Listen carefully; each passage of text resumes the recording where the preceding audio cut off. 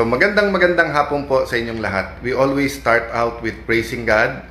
Alam ko po medyo hirap ang marami, hindi lang sa Metro Manila, kundi sa marami pong cities outside Metro Manila, sa maraming rural areas. Sobra po ang pag-ulan, rainy weekend.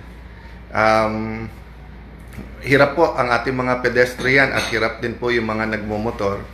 So, we thank God for the opportunity to pray for our nation. We thank God for the opportunity na nare-reveal ang mga problema sa ating bansa. And we also praise God na through the internet, through the international scene, di ba? Nakikita natin kung ano solusyon ng mga ibang bansa. So, nadidemand natin sa gobyerno natin na kailangan maganda din ang solusyon sa atin. So, bati muna ako, Ayel, Dalia Osorio, more hearts to you. Planas Daylin Brasona, si Angie, si Mercil Mission pa din, Cooking with Mami Shi, hi there, Ricky Gesulga, Jean Evave, Jenny San Agustin, Gilbert M. Dalay, magandang hapon sa inyo ngayon. Tuloy ko lang ng konti yung ating sinabi kahapon na purpose, di ba? So, sabi ko sa inyo, try natin once a week, pero kung kaya naman na every day, kasi ang ginawa natin before, yung CIA 365, every day, kahit ano in action, may one topic for the week. So, ang topic natin this week ay purpose. So, sabi ni Brother Jeremiah Belica, kikita sana kami ngayon, pero sobra nga yung ulan. By the way, nakaganito ako kasi two of our favorite people are getting married today, and yung theme nila ay black. So, actually, I have a few minutes, magko-coffee lang ako. Tapos pupuntahan ko na sila dun sa wedding nila. And yung magkakasal sa kanila ay secret lang ha. Pero crush na crush ko po siya. Yun talaga ang isang pinangarap ko sa buhay na makapiling siya. Yan. Si Mayor Lani kasi ang magkakasal sa kanya. So it'll be an interesting wedding and I'll be together with people that I consider family. So dun muna sa inyo na nagsasabing paano nagko-cope kapag ka medyo under attack, kapag ka maraming struggles, parang minsan parang unfair na. Well, you have to keep praying and you have to keep asking God, Lord God, am I on your side? Lord God, am I achieving your purpose? Lord God, am I doing what you want me to do? So, let me put it this way po, no? Ang importante po sa kapag ka may shaking or may struggle is number one, yung foundation mo. Ang foundation mo ba ay tao, pera, kapangyarihan, o ang foundation mo ay salita ng Diyos o yung kabutihan ng Diyos? Number two, itatanong mo parate kung naka-align ka sa purpose ni Lord. Kasi kahit na tayo ay maka-Diyos, kahit ikaw ay maka-Diyos, kahit ikaw ang pinaka-maka-Diyos na tao sa buong mundo, look at the Bible. Many people who were very godly or were walking with God made mistakes kasi nga ang nasunod yung sarili na nila. Kaya hindi tama tanungin, Lord, are you on my side? Or let me put it this way, mas tamang tanungin, Lord, am I on your side? Kasi pag tayo nasa side ni Lord, parati tayong nasa tama. So ang topic po natin ay yung purpose. So kahapon, sabi ni Brother Jeremiah Belica, original intent, no? Ang sabi ko naman yung the why, di ba? So, dun sa mga inventor, na-invento yung telepono. So, anong purpose? Communication. But nung na-invento yung cellphone, different kinds of communication kasi may text message na. Tapos, meron na rin pocket diary yung phone. And then, na-invento yung smartphone. So, basically, ang purpose na is parang meron ka ng pocket computer, di ba? So, napakaraming apps. Ngayon, nako-convert pa yung languages. So, napakarami. So, when you go to the manufacturer or the one who made yung original intent niya, makukuha mo yung purpose. Ang gusto kong idagdag today is that purpose, nakuha ko po to kay Dr. Miles Monroe, purpose can guard you. No? Pwede kang bantayan ng purpose mo. For example po, no? Yung aking pong pinsan na magba-bar exam and napakalaking achievement sa kanya, sa kanyang pamilya, talagang tsinaga niya mag-aral. So, nung tinatanong siya ni Lani, anong plano mo? So, yeah, so many hours in the whole day. Halos kakain lang siya ng meal, tapos magwo-walk around lang para may konting exercise. So may purpose kasi siya, which is pumasa sa bar exam. So yung purpose niya ay binabantayan yung oras niya every day. Isang idadagdag ko doon, pag may purpose na binabantayan ka, planning helps, di ba?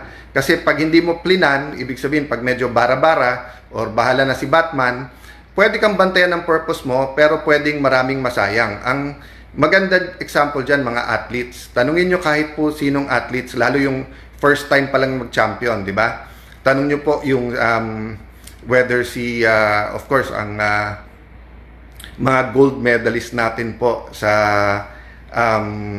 Olympics o ngayon, syempre si Alex, di ba? Pag tinanong mo, talagang yung diet, yung health nila, tulog ng tama, ibig sabihin yung hindi magpupuyat, yung wag magda-drugs, wag magninigarilyo, wag iinom or kung inuman, wag masyado.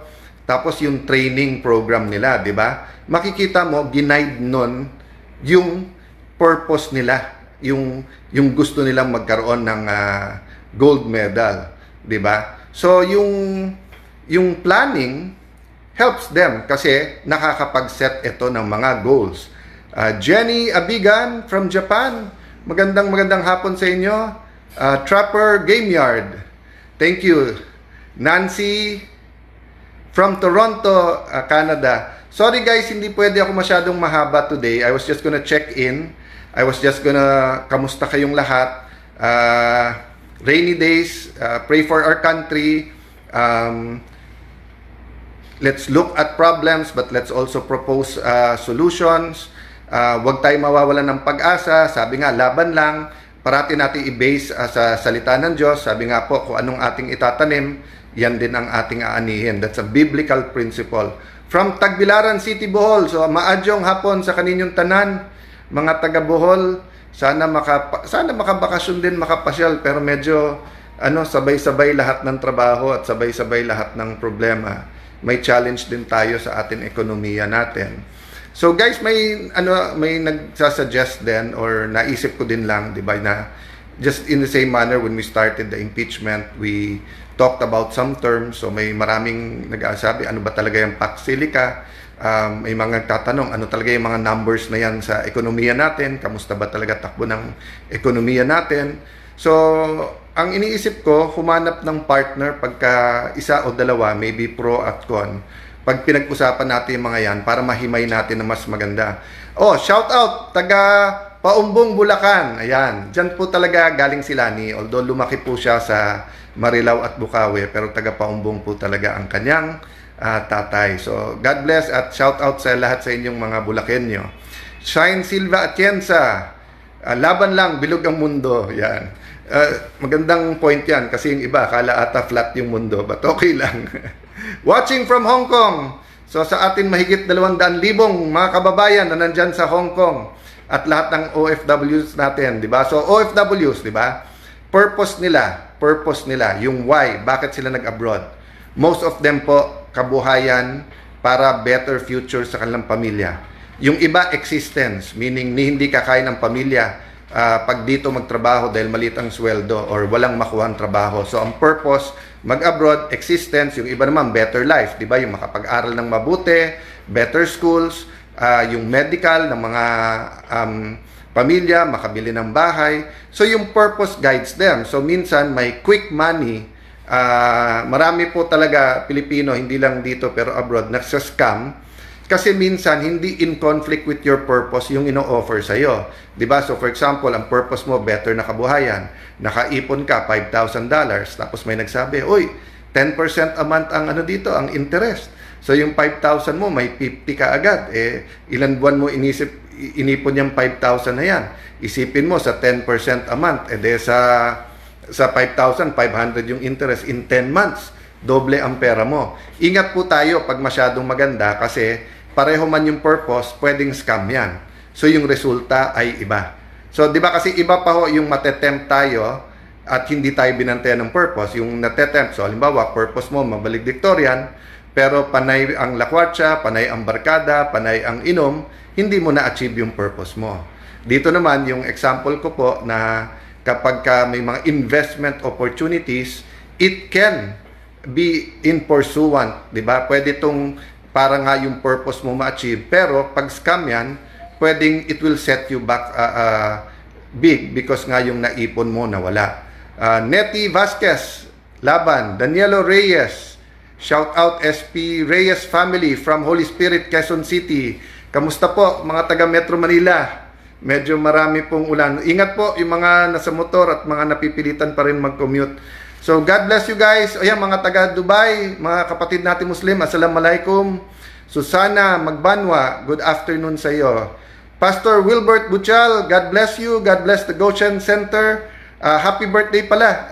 Di ba nag-birthday pala si Bishop Jonathan David. So sa lahat po ng mga nagpre-pray for Jonathan David, God bless you and happy birthday. Happy birthday din po sa isang incredible na man of God, si Donald Sariano.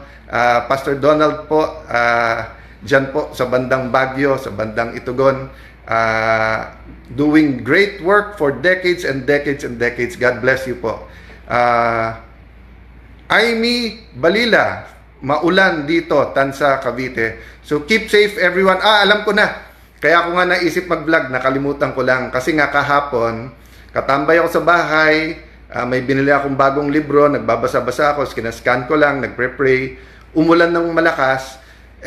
So pumunta ako doon, tapos naligo ako sa ulan. Favorite ko po yun nung bata ako. Actually hanggang ngayon pa rin, basta't malakas na malakas yung ulan, tapos nasa bahay lang ako. And I remember two things. One, God provides.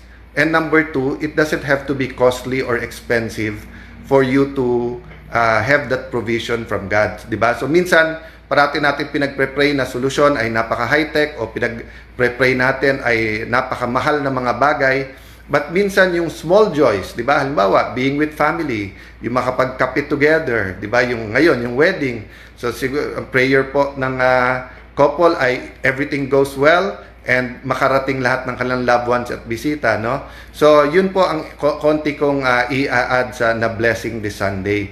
Baka tomorrow po, we can count our blessings. Kahit gaano kasimple yan, minsan nga yung mas simple, marirealize natin later in our life, it's more important to us. So God bless you everyone.